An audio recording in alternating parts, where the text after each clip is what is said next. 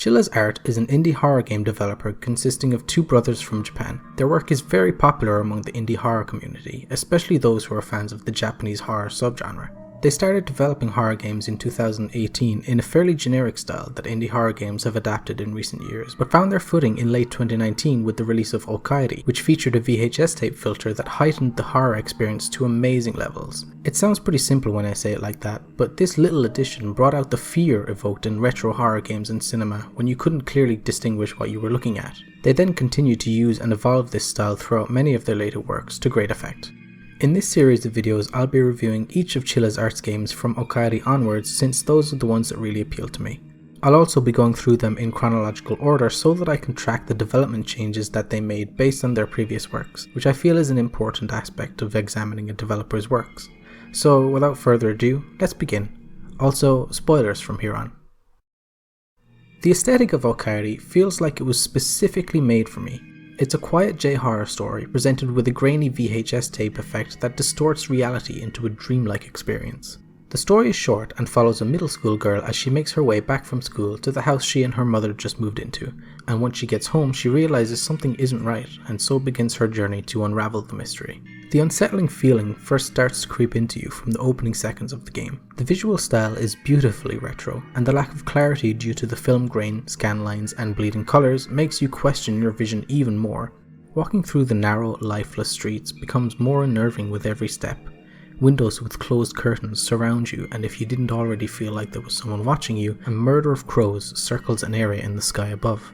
You eventually find the girl's home, and upon entering the house you're engulfed by a miasma of uncertainty and dread. Exploring the house and solving a simple puzzle reveals that your mother committed suicide while you were at school. The reason, you discover, is that she was in a large amount of debt and chose to end her life because of it. The build-up to the reveal of her hanged body in the bathroom is quite amazing, and while you're exploring the house, you're treated to some delightful scares that get increasingly mind-bending as you get closer to the truth. The scares themselves always occur off-screen, so you only experience the audible versions of them, but the moments where you need to approach the room that you just heard a noise in are incredibly tense. My favourite scare was when I was making my way downstairs, and as I looked down I caught a glimpse of a figure moving out of sight. I later realised that the figure was an apparition of the mother, which made the scare a lot creepier in retrospect. The game ends with the short sequence where you walk through a forest and come across what looks to be the front wall of a temple, or maybe a large gate. Here you see a chair under a noose where you choose to also commit suicide, ending the game. I would have appreciated the option for a more positive ending where the girl doesn't hang herself, but I guess it's fine the way it is. The goal of short games like this is usually to tell a specific story, so I can't complain about the lack of an option, I just wish there was one. Okaeri provides an enjoyable, solid experience during its short runtime. Its visual aesthetic works wonderfully in a horror game, and even if there's no logical explanation for there being a VHS filter, I still appreciate its implementation. However, while I feel like there was a lack of explanation for the VHS filter, I did like the extra detail of the girl being lost at the start. Since she's new to the area, it makes sense that she, and you, the player, would be unfamiliar with the route home, so there's a logical consistency regarding you being put in the shoes of the character. I don't hold anything against games that don't do this, it's just something I really appreciate in general. I really enjoyed Okaeri, and it made me look forward to playing and reviewing the rest of the games developed by Chilla's Art a lot. They really hit that perfect sweet spot between narrative and visual aesthetics that appeals to me, and based on this first game of theirs, I think the rest would be very promising. Going into Manto just after playing Okaeri, I was excited to see what Chilla's Art had in store for me. I was curious to see what aspects of their first game that they would expand and improve upon, since I really enjoyed Okaeri and figured Manto would use that as a base to build from. The haunting combination of tense and chilling atmospheres in Okaeri was the perfect balance of horror for me. Manto, however, throws all of that out the window in favour of cheap jump scares and frustrating game design. The game starts off great. You get an interesting introduction to your character and find out that you're being forced to do a test of courage in your school at nighttime by a couple of class bullies. The open courtyard is blanketed with a strong blue hue that confuses your senses, which I thought was a really cool visual. And once you enter the school, you'll notice that this is not all the game does to disorient you. The game uses a weird fisheye lens that warps textures in your periphery, and I don't like its implementation at all. It becomes even more annoying when you're running through the maze-like halls and can't make heads nor tails of anything. And that brings me to by far my least favourite aspect of this game, the thing you'll be doing all the running away from, the spirit of Manto. In Japanese urban mythology, Manto is the spirit of a handsome man who grew tired of the constant attention he received from females. so much so that he began to wear a mask and covered himself in a large red cloak to hide his alluring appearance. He died a mysterious death in a school bathroom, of which he haunts to this day. This game is about attempting to escape from Akamanto while trying to solve various environmental puzzles, all while doing your best to avoid various dangerous enemies scattered densely throughout the game, including Akamanto himself. I intended to beat this game at least once before writing this review, but after many attempts, I just could not do it. Firstly, this game plays like the one type of horror game that I just cannot stand. The ones where you're constantly being chased by a deadly enemy and are forced to either hide from them or somehow outrun them, like Clock Tower or Amnesia. I did my best to get past my dislike for this type of game, but it was truly too much for me. The issues I have with it are that Akamanto can appear almost anywhere at any time, and the most reliable way I found of escaping him was to duck into a vent, of which he just wouldn't attempt to pry me from. Apparently you can escape him by entering a room and closing the door behind you so he can't get in. However, I tried this many times and not once did he not clip through the half-closed door, resulting in me being trapped in the room with him. I wouldn't mind this as much if not for the infuriating scream he lets out continually as he chases after you. It begins as a startlingly high-pitched noise that continues into an aching plague upon my eardrums. I absolutely hate it. It's the exact type of horror I don't like because it's not really horror in my opinion, it's just startling and annoying.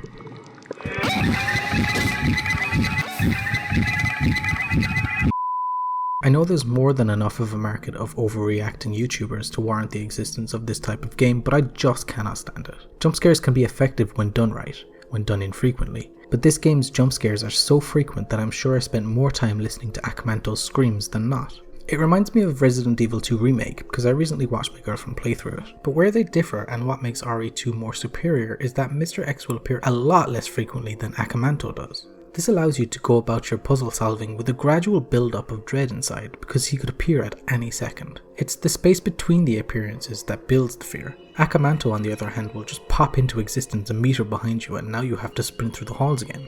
The puzzle aspect of this game is equally as frustrating.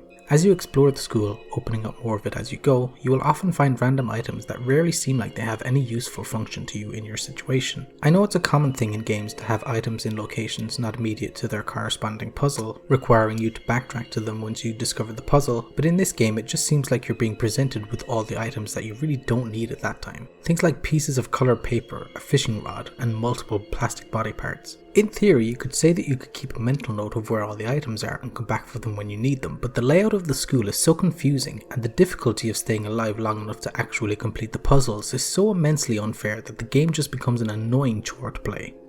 The game's puzzles require thought, planning and knowledge of the school's layout, but it's impossible to keep all that in your head when Akamanto suddenly appears behind you and now you need to flee, getting lost in the process. The trial and error gameplay really doesn't match the difficulty, which is why I gave up on it after almost 90 minutes of playtime. I couldn't take any more of it, and uninstalled it with the intention of never playing it again. I was disappointed with this second game by Chilla's art, and I really hope there aren't any other games of theirs in this style for me to suffer through. Seriously, half the notes I took were frantically scribbled "fuck this" or various other complaints, and the only trophy I got during my entire playtime was the one for dying a lot. I didn't enjoy my time with Akamanto, but if you're looking for a game to make you jump a lot, then this is the one for you. What a relief Stigmatized Property was. After my wholly negative experience with the last game, I was delighted to find that Stigmatized Property continued down the same path that Okaeri had started. The beautiful VHS tape visuals, the slow-paced subtle horror, and cohesive game design were all back and better than ever. This game returns to the style of game that I think Chilla's art does best, one that gives you all the time you need to explore it, so that the unsettling atmosphere can ease its way into you gradually without your knowing, so by the time the first well-constructed scare hits you, you're left thoroughly shaken. Stigmatized Property puts you in the shoes of yet another schoolgirl, who this time is searching for her friend after he invited her over to his new apartment, only to find that he's missing. Your playtime is spent solving small puzzles to gather the missing pages to his journal, which recounts the events leading up to his disappearance. By reading these journal entries, you discover that he was the victim of a deadly curse that inhabits this apartment. While searching for the pages, you explore both his apartment and the surrounding alleyways. This quiet, lifeless apartment contrasts greatly with the noisy yet equally dead alleys. Well, if you don't count the neighbours that you might catch watching you hauntingly from afar, that is. In this case, I think the purposefully low quality visuals really lend themselves to this game's subtle horror. How this game makes you do a double take because you're not quite sure if what you're looking at is a figure or not, so you move closer and discover that it is a figure, is incredibly effective horror, and I feel like it's something that's been lost in horror games over the last decade or so due to the increase in graphical fidelity.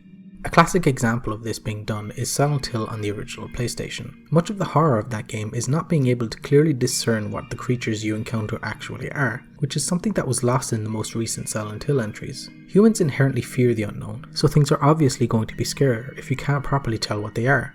Another thing this game does well is its jump scares, which are used sparingly and are more effective because of it. Sometimes they're not even accompanied by audio cues, so you might miss them, which makes it all the more terrifying when you notice someone peeking around a corner that you didn't see in your previous playthrough.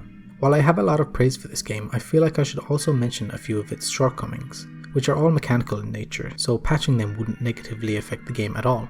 Small things like the mouse sensitivity being too low and only having an option to lower it further, the unlit areas of the alley being far too dark, the head bob being a bit annoying resulting in me turning it off, and the lack of smooth transition between inside and outside ambience when passing through a door.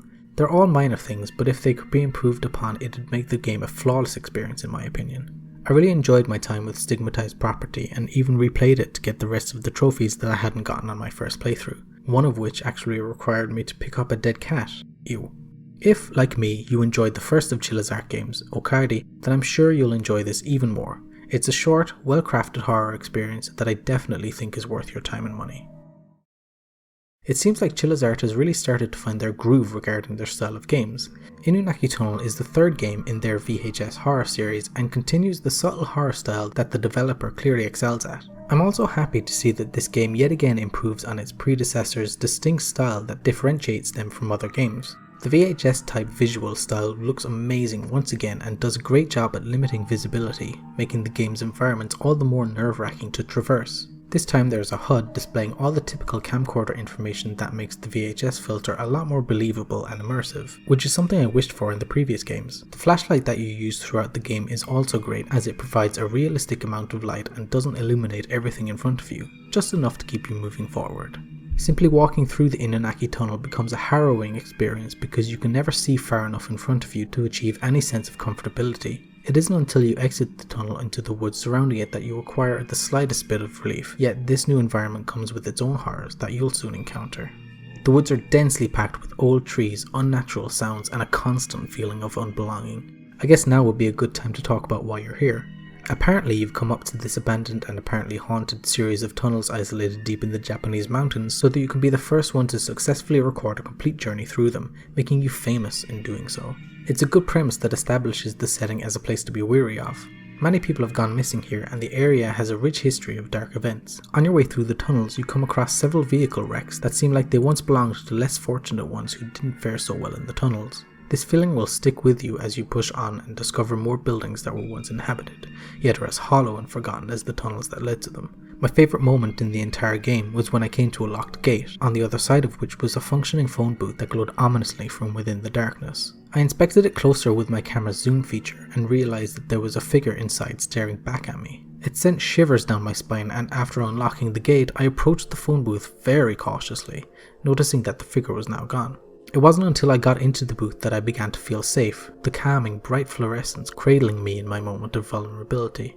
Then a voice moaned through the receiver, saying, and slow footsteps outside the booth began to draw closer. I couldn't help but avert my eyes from the dirty glass that revealed the pitch black space on the other side of it.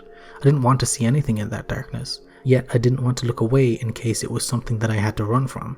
It was a truly terrifying sequence of events that I would definitely place in my personal favourite horror game experiences, and I commend Chilla's art for this moment alone because it was amazing. There are several other great moments in this game, but I don't want to spoil them here. I just want to describe enough to hopefully entice people to play for themselves. Throughout the game, just like in Stigmatized Property, there are objects to interact with that will give you different endings based on how thorough you are. There are several notes to collect that will give you more insight into the area's history and folklore, and there are Jizo statues to repair that will protect you from the bad endings, like in Stigmatized Property. You'll either find these objects in the environment or solve puzzles to acquire them. I recommend being thorough as I felt like I missed out on some of the experience after my first playthrough since I didn't find them all, leading me to replay it a few times to complete my experience, which I'm very glad I did. One thing in particular that I'm glad I got to experience was a moment where you're walking through a woods and hear a dog barking in the distance. In my first playthrough I got spooked by this, thinking it was a vengeful ghost dog because of a note I read earlier, so I avoided it. In my second playthrough I investigated it to discover that it was actually a dog that was stuck in a barbed wire fence, of which I freed it from. It's interesting how the mysterious noises that I'd heard around me up until that point had led me to be weary of their sources, resulting in me missing out on such a great moment in the game. I doubt that was planned by Chilla's art, but it's a testament to the quality of their work that it can be interpreted in so many different ways.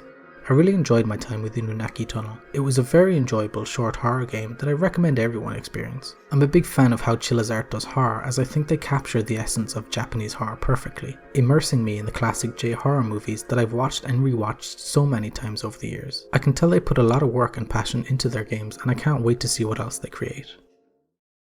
I'll start off by saying that if you skipped past my Akamanto review for whatever reason, then I recommend you go back and watch it, because unfortunately a lot of the points I made in that one are also relevant here.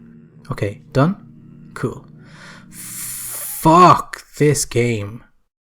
Upon first booting up Yuki Onna, I noticed that the visual style was the same as Akamanto's, and in this moment my heart sank. I really didn't want to experience that game again, and it looked like I would have to, except this time with a half-assed coat of ice. I gave Yuki Onna 3 solid attempts, and over the course of each 30-ish minute playthrough, which is an excruciating long time for this game, I honestly don't think I made any progress with the puzzles. At first it didn't seem as daunting as Akamanto, as I was bombarded with fewer random items from the get-go. However, as soon as I acquired the chainsaw and eventually the power drill, I found myself juggling half a dozen items and no idea what to do with any of them. Random shit like a rusty key that I couldn't figure out how to clean, a fuse that I had no idea where to install, and several traditional dolls that didn't seem to have any use at all. There was also a hungry goat outside that I could not for the life of me find food for, and as I was searching I noticed that for whatever reason a pile of snow beside it was making noise. I dug up the snow with a shovel and praise the Lord, I saw what looked to be a sausage trapped in a block of ice under it. I melted the bite with a bucket of hot onsen water that I'd been carrying around for so long that I'm surprised it hadn't lost its heat completely, and freed the sausage, only to discover that it was a gas canister that I now had to add to the bundle of stuff that I couldn't find a use for. I finally felt like I'd achieved something, only to be completely fucked over by yet another random item that I'd have to spend another 20 minutes running through the halls while dodging Yuki Onna to find a use for. It's so unbelievably frustrating, and I cannot understand why this game was designed this way. I don't know why Chilla's art developed 2 drastically different types of games. My best guess is that they each choose to develop their own type of game while helping out on the games of the other persons. It's the only way I can rationalize the complete difference in gameplay mechanics, where one side of the Chilla's art coin is wonderfully subtle horror, the other is a total clusterfuck of poorly thought out mechanics and game design. The contrast is so wild that the 2 types of games really don't seem to be made by the same developer at all. I'm clearly a fan of their more subtle works, and I know that the jumpscare filled Fleathon games also have their own fanbase. It's just disappointing to see that a developer that creates such wonderful indie horror games such as Stigmatized Property and Inunaki Tunnel can also produce such low quality games such as Akamanto and Yuki Onna. The only positive things I have to say about Yuki Onna is that at least you get a slightly larger inventory this time compared to the last, although it feels like they also increased the number of items that you'd be cycling in and out of that inventory just to compensate for this, so whether it's actually a positive thing, I can't tell. The main enemy of the game, Yuki Onna, also seems to be easier to dodge and flee from due to the increase of open areas compared to Akamanto's abundance of maze-like narrow hallways. She also doesn't scream non-stop like Akamanto, although she still lets out a high-pitched screech as soon as she notices you. I absolutely despise this game, and there's nothing enjoyable about playing it. Hell, I didn't even get into how the environment is so poorly constructed that snow will clip right through the inner walls, and if you look upwards you can often see through large parts of the map with awkward walls jutting out into the air. But hey, I think I've already shit on this game enough already. I truly hope this is the last of the games of this type in this series, because I honestly can't deal with another experience as irredeemably miserable as this.